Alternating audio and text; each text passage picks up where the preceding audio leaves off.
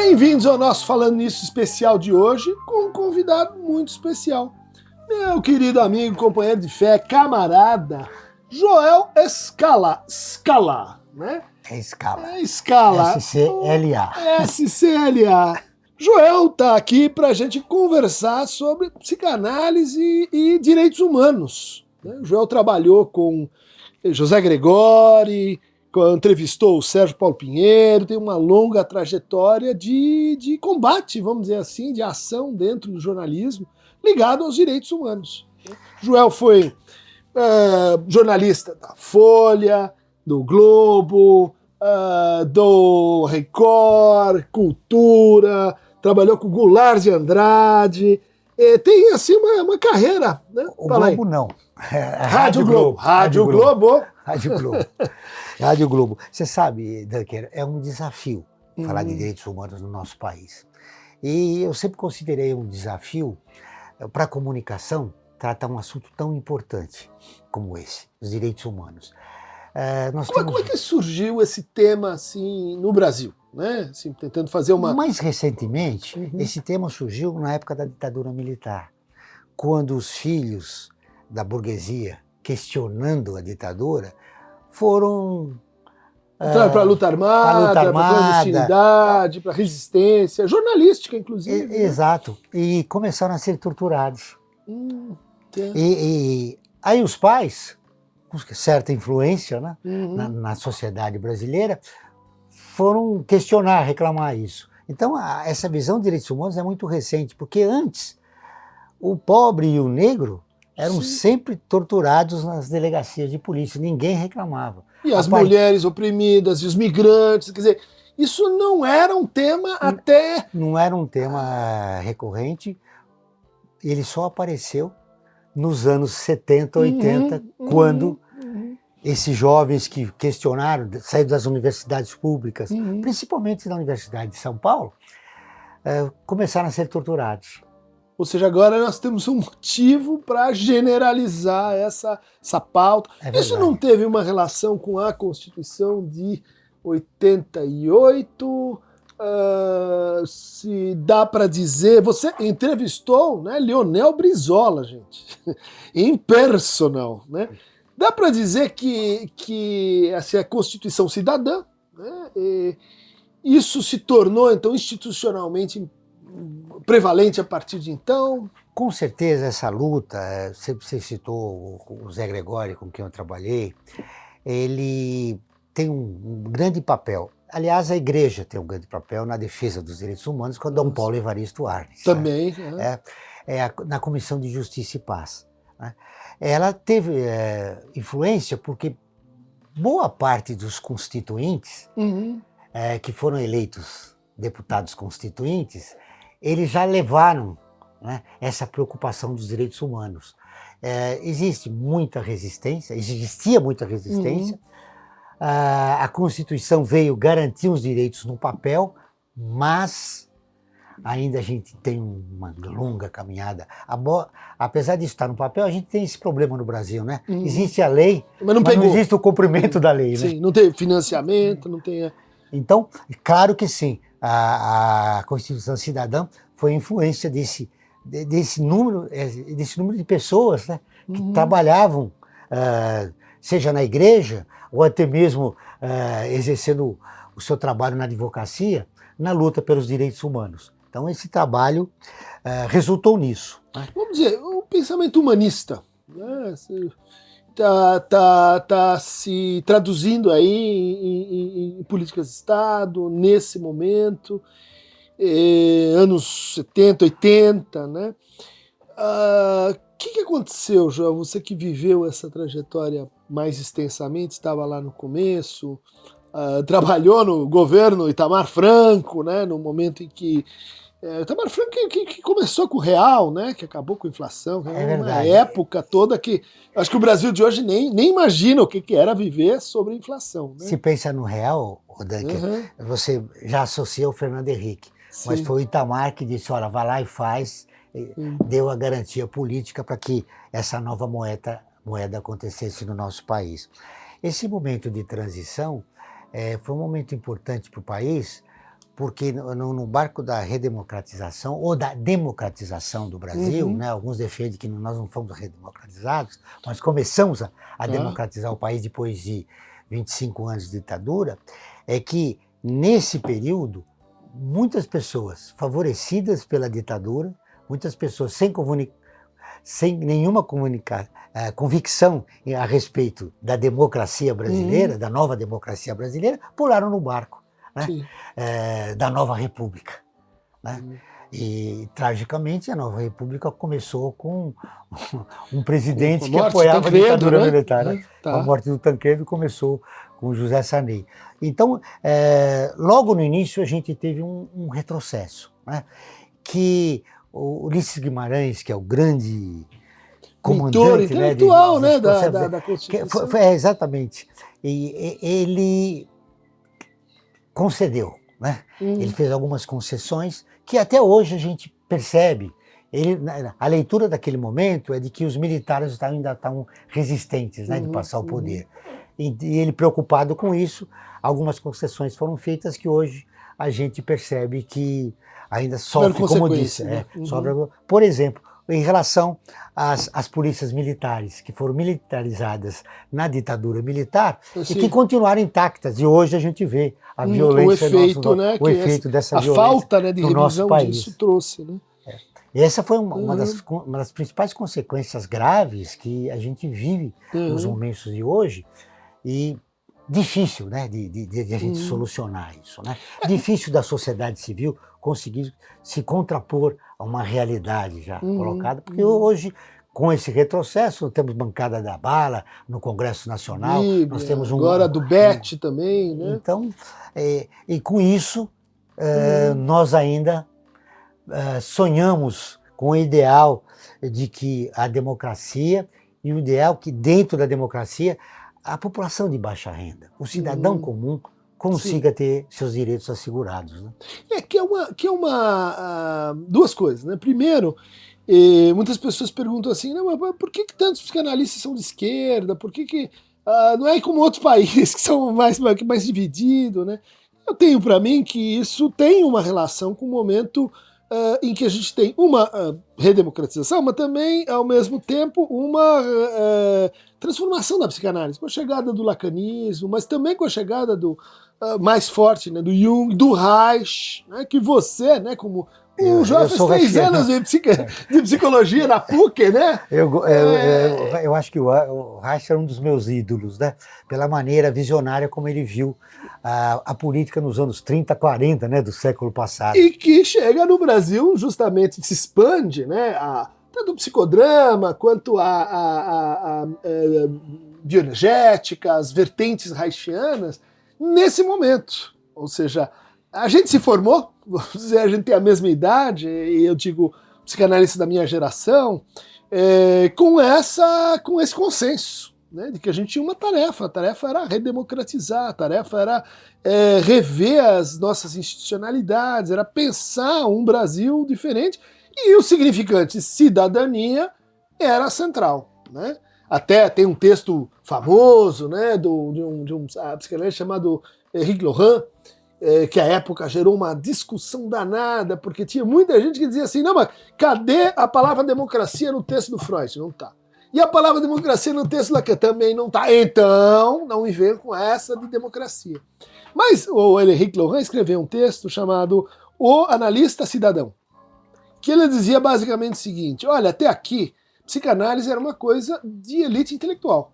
Você precisa se formar, muito difícil, o que se espera de um analista que domine línguas, áreas, e isso criou, né, um certo reconhecimento social do psicanalista como um intelectual. E ele dizia, isso está ligado a uma época. Hoje a gente precisa de analistas cidadãos. O mais grave do que isso foi a proximidade da psicanálise com o poder. Que também você diz antes disso, depois disso? Antes e depois. Antes né? e depois. Hoje você vê a psicanálise como uma ferramenta que foi próxima do poder durante um longo tempo. Né? Muitos psicanalistas importantes, né, para a psicanálise, como estudiosos, Mas que tinham muita influência no Ministério da Educação, né?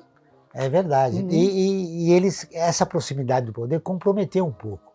Isso também é um dos grandes problemas que a nossa democratização do país sofreu, né? Importantes profissionais que em determinado momento não se colocaram a sua posição, digamos assim. Tá. Por exemplo, em relação à defesa dos direitos humanos. Tá?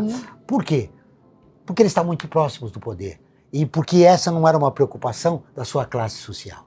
Um adereço, assim, um ornamento. Então, eles aderiram àquela antiga visão de pensar a sociedade brasileira daqui para cima. Sim, sim. Então, eles não olhavam a necessidade, por exemplo... Daqui para cima e daqui para fora, né?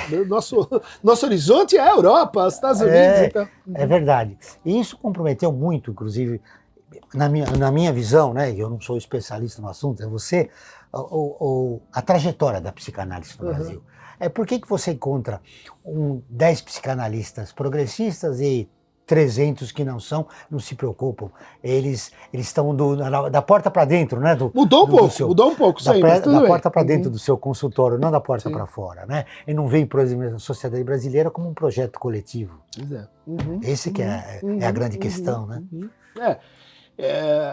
A pergunta que fica assim rondando, né, Joel, é que isso é um significante decisivo, né, com essa valência que você está dizendo, né, um pouco, né, pensado do lado de lá, mas que de alguma forma perdeu tração, né?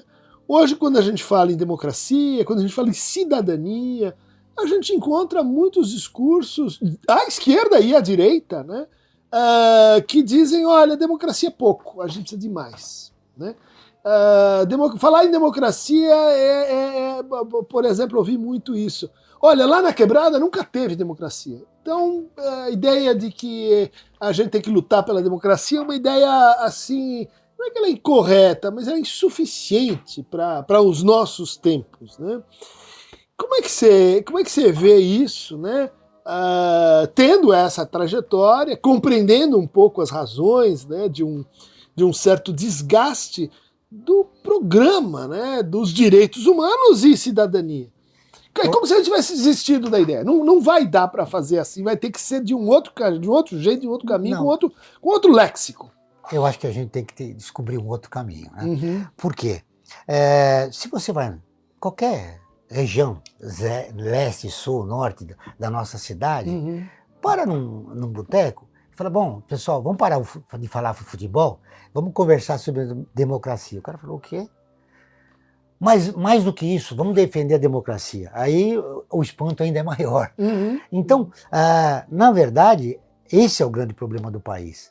O conceito de democracia não chegou na população.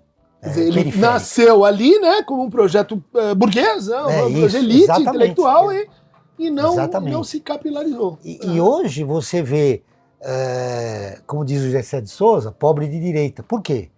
Porque ele não foi seduzido por essa coisa incrível chamada democracia, que assegura os seus direitos, por exemplo. Mas aí vem alguém e diz assim, direitos de quem? A democracia branca, a democracia masculina, a democracia moderna, né?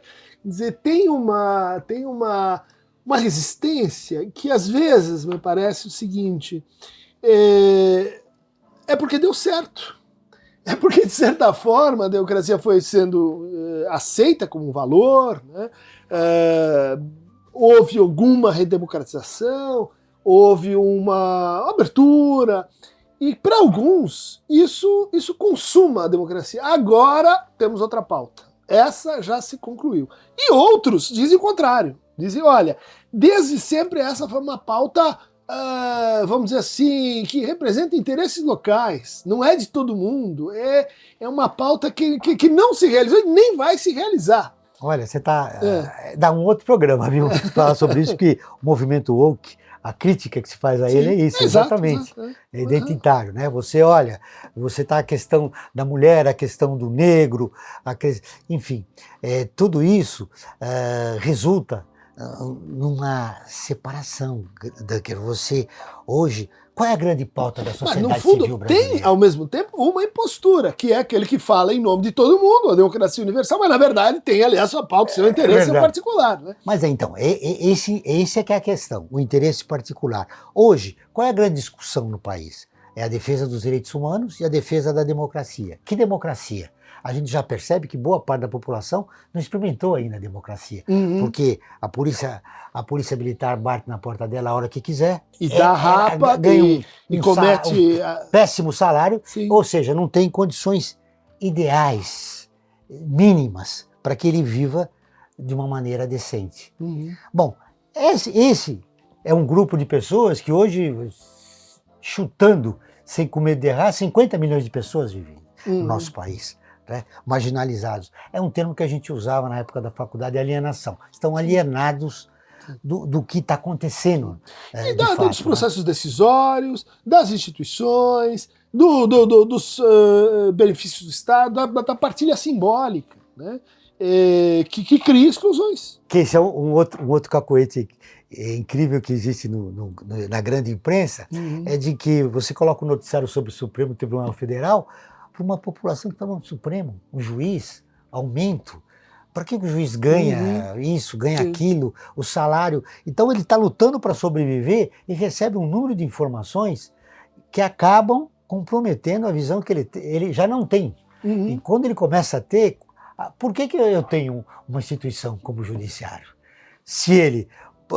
você transfere o ódio, né, àquela pessoa, aquele indivíduo, para a destituição da autoridade daquela instância. E aí é o antissistema, né? Olha, por exemplo, vou dar um exemplo atual, o caso do Banco Master. Por que está em sigilo?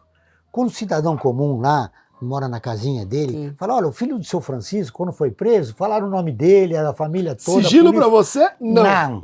Agora, pro andar de cima, sim. Quer dizer, essas contradições, essa é uma das contradições, né? De como que se resolve isso?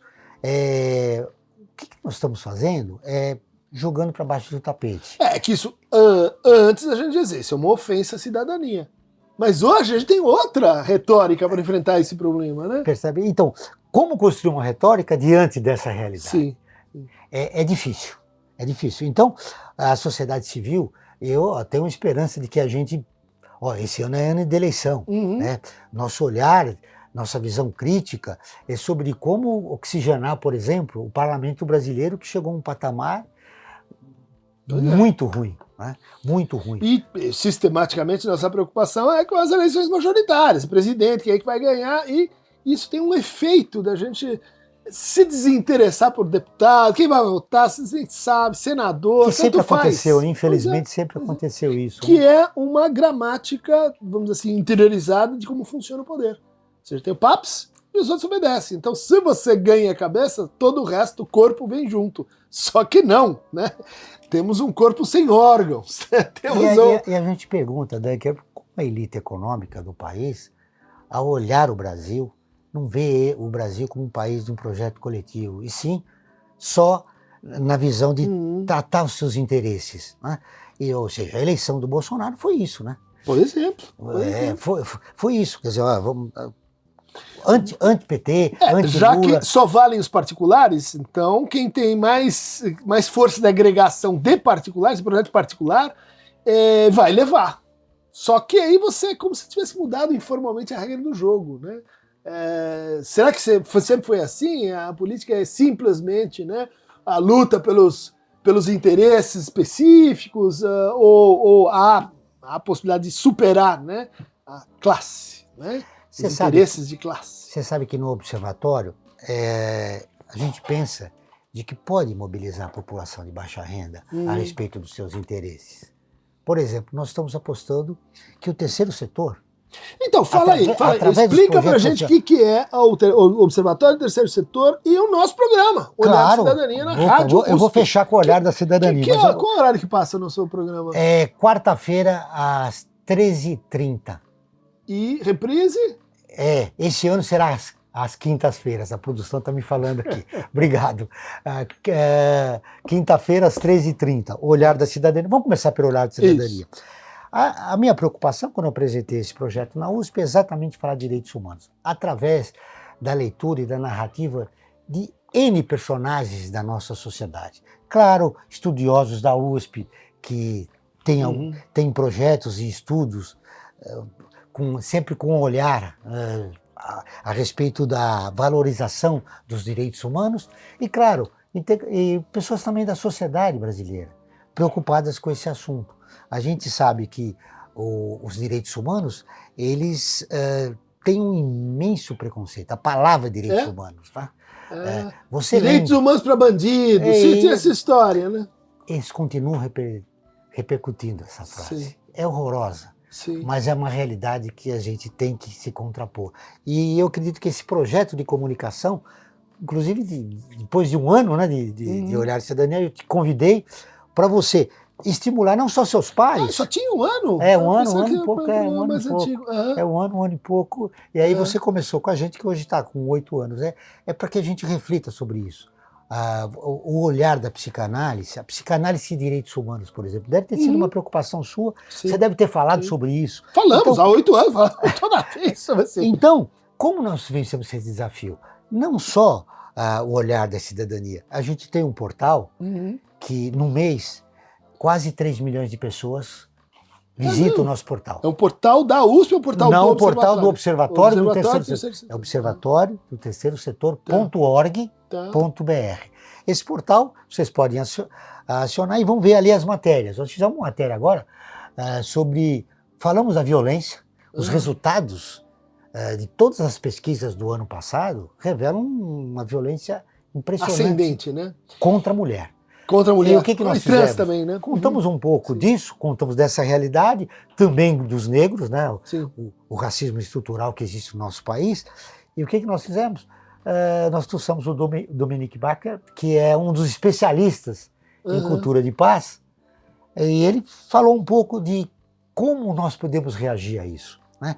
Todos nós, quem está nos acompanhando, você, eu, estamos dentro dessa caixinha. Nós também, de uma maneira inconsciente, produzimos violência ao gritarmos no nosso trânsito, o cara que passou na rua, na nossa casa, na USP, em qualquer lugar. Como nós podemos nos contrapor a essa realidade? Qual é o compromisso do Dunker, do Joel, de você como cidadão para mudar esse cenário? Né? Ele fala de uma energia criativa. É de que você conversar com as pessoas que pensam diferente de você e entender por que elas chegaram, por que elas estão defendendo aquele ponto. Né? E a partir daí, formular um valor que faz sentido para ela e para você. E aí sim a gente vai construir uma nova sociedade brasileira. Eu acho que é isso que a sociedade civil deve apostar. E o Observatório tem a pretensão de ser essa ferramenta para as pessoas se conscientizarem de que não é só a violência do outro, você faz parte disso também, e de como você... Sofrendo ou fazendo, ela é nossa. Se reeduca, né? Como reeduca na perspectiva de criar uma sociedade melhor. Agora, para fechar, quero falar um pouco do Observatório. E convido o pessoal a assistir, eu e você, toda semana, na Rádio USP, Olhar da Cidadania. Com a ajuda da Joana e do Gabriel, né? Exatamente. Os dois produtores incríveis, o Gabriel e a Joana, que fazem parte dessa produção, da reflexão de quem vai, quem não vai, do tempo, enfim, de como... Muitos alunos nossos, muitas pessoas que trabalham com a gente, diferentes projetos, Belo Monte, passaram pelo Olhar da Cidadania, né? Você lembrou uma coisa importante. Né? Nós fizemos uma parceria, não só você falando na primeira pessoa, dando suas opiniões a respeito do cotidiano da nossa sociedade, mas também daquele grupo do laboratório. FIP, né? Do laboratório de filosofia, exatamente. Todo mundo que vamos dizer assim, trabalha com a gente. Foi uma parceria incrível, porque fizemos programas muito interessantes a respeito da nossa realidade, trazendo esse pessoal que estudou e que fez... Que tem lá as suas intervenções, as mais diversas. Né? Então, esse é o Olhar da Cidadania, que nomeou o ano passado, 2025, que está nomeando 2026, como o ano da saúde mental. Olha aí, estamos juntos. Então, nós renovamos a nossa parceria, sempre queremos produzir matérias, programas, reflexões dentro do observatório sobre como nós desenvolvemos um novo momento na realidade brasileira a respeito da saúde mental e de como nós estamos indo, como nós estamos tocando nossa vida, só na nossa vida pessoal, mas na nossa vida coletiva. E essa história de o Brasil no divã? Que história é essa? Não, na verdade é o divã da cidadania. O divã da cidadania, o Brasil no divã, tá bom. O Brasil no divã. E aí foi uma sugestão que eu dei para vocês, são dois, você agora, a tua coluna tem um nome, é o Brasil no divã. Tá. Então o que nós vamos fazer? Nós vamos pegar assuntos bem cotidianos, aqueles que fazem parte da história da tua vida, desde que você sai para o trabalho, vai para a faculdade, volta para casa, visita amigos, recebe ou vai a lugares públicos, provocam algumas situações. Essas situações a gente vai procurar trazer, né, para ampliar o leque de pessoas análise que nos acompanham. De casos problemáticos do ponto de vista da cidadania e da saúde mental. Tem assuntos incríveis que a gente vai querer abordar e que é no Brasil no divã, com Christian Dunker. A partir de março, vocês vão ter na Rádio USP, no Olhar da Cidadania, às 1h30 da tarde, todas as quintas-feiras. Querido João, tamo junto, é um prazer te receber. Prazer é todo meu. Admirável trajetória. Estamos aí juntos. Não querendo ser abusado, espero novos convites. Novos convites, está aqui, a casa é sua. E para vocês que querem mais fragmentos da relação de psicanálise e cidadania e direitos humanos, clica aqui no Aqueronta Movebo. É o Rio da Cidadania.